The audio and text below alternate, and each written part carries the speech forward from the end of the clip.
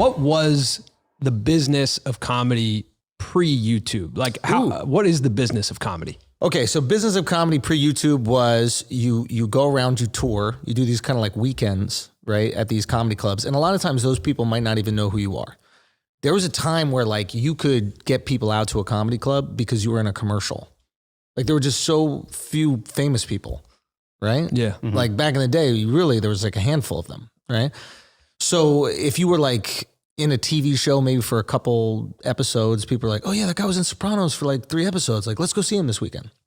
And now it's changed, monumentally. I mean, you guys probably have been part of this as well. Like you guys are famous within your niche, right? Like, I'm sure you've experienced like, you'll be at like Starbucks or something like that. And somebody will walk up to you like, holy shit, Colin is from here. And then everybody else in the Starbucks is like, who the fuck are those guys? Yeah, I love that. Yeah. Right? Yeah. But that is new fame. Right. Yeah. Right? Because it's actually a really comfortable type of fame. Because you can walk around and be normal, but you still get that pat on the back like you're doing something good. Yeah. Mm-hmm. It's the perfect version of it. Why are we finding this?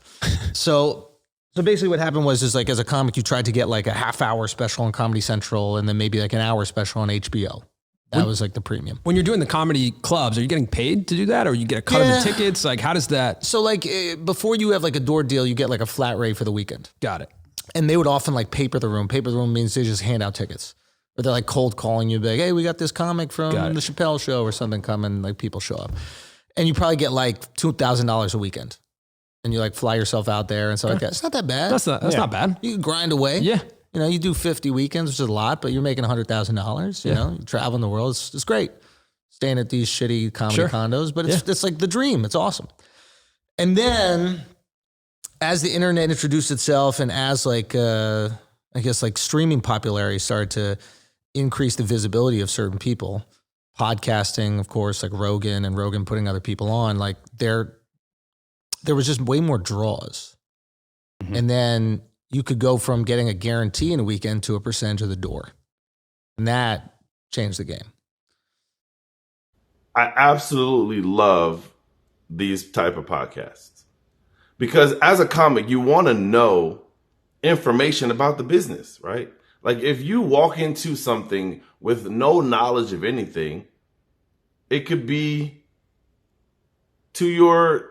it could be a negative towards you, right? Like you don't know how to conduct business. You don't know what the level of what your worth is, especially starting out. Because when you're starting out, you're like, I'm happy with any opportunity to go and headline any club, right?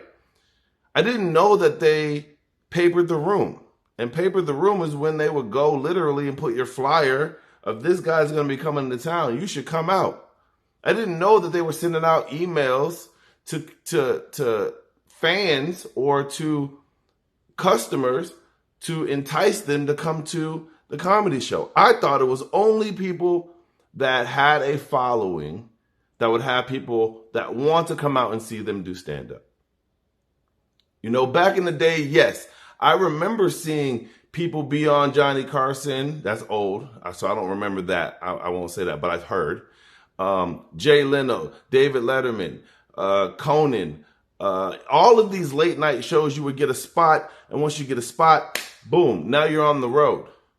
Now, I'm sure everybody didn't get that opportunity, but I'm sure a lot of people actually did. And now that the internet is a big thing, or Netflix, or, Just for Laughs, which is no longer, but these major festivals and comedy shows can catapult you to that next level. But these days, it's been things like Don't Tell or going on podcasts. Like I've realized right now that if you're not going on a podcast run, that is the new press run. Like, don't get me wrong. You can go to a city. You can do promo on the radio. You can go to a city, do promo on the news. But if you are not going to the major podcasts across the country to promote whatever you're promoting, you are fucking out of your mind.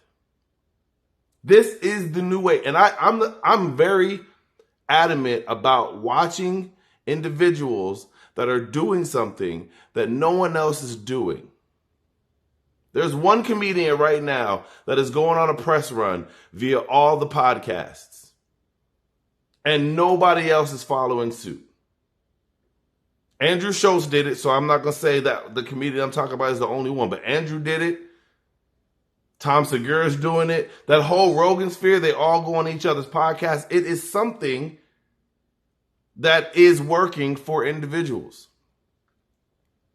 Like I got my first show at a major comedy club by booking somebody that I already knew that was going to sell tickets.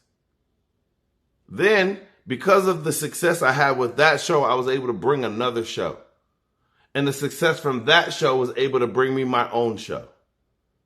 And listening to the clip where Andrew was like, you know, you went from paper in the room till you were able to sell tickets, and now you have leverage to where you get a percentage of the door. I've already had multiple door percentages in multiple clubs. Now I look at it like, holy shit, I am doing the things that major comedy clubs or major comedians are doing, but I'm doing it 6 years in. That's crazy. Now I'm on here trying to produce a following from the knowledge that I have, because I want to be able to provide knowledge to other comedians. When I was I'm still coming up, but I still search the internet. I freaking pick and choose what I listen to, but I do that because I know there's information out there for us to learn. If you don't go out and search for it, nobody's going to put the information in your lap. That's what it is. If you looked at my timeline on YouTube, it is nothing but comedy podcasts and comedy in general. Because this is something that I take serious. This is something that I want to do. But back to the papering of the room, I didn't realize so many older comics were having the room papered. Of course, they're not going to give that information because it's a fake it till you make it type of situation.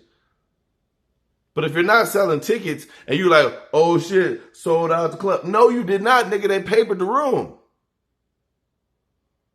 It's a matter of, can you put asses in seats? And that's what the comedy clubs are about now. And that's why there's so much negative press or negative opinions from old school comics, because young comics are online and they're able to sell tickets. Get your ass online. It is a free for all. This platform here on YouTube is the biggest and best platform. You, as anyone, has an opportunity to put something out and it can go. And if it goes, you can change your life. But if you at home hoping that somebody else is going to put you on, it ain't going to fucking work for you, my guy. It just ain't going to work for you, my guy. So put your best foot forward. Comedy has changed. And if you're not going to move with the times, then get the fuck out the way. Get the fuck, no more complaining, huffing and puffing of why this doesn't work for me or why this is happening. None of that shit fucking matters. Like me, I was so adamant about working in the clubs. Like, man, I hope that this club picks me up. Oh man, I hope that I get an opportunity to perform at this club. And then they give me a no and I'm hurt. I'm like, all right. Well, fuck it. I'm going to go to the next club. Like, that's how I look at it. Continue to keep going. And Rodney Perry gave me some really great sound advice. He said, if you blow up on the internet and you can sell tickets, you're going to be able to get in those clubs regardless. You don't got to ask. They'll come ask you. So all the older comics out there, if you're having a hard time selling tickets, guess what? Get your ass on the internet.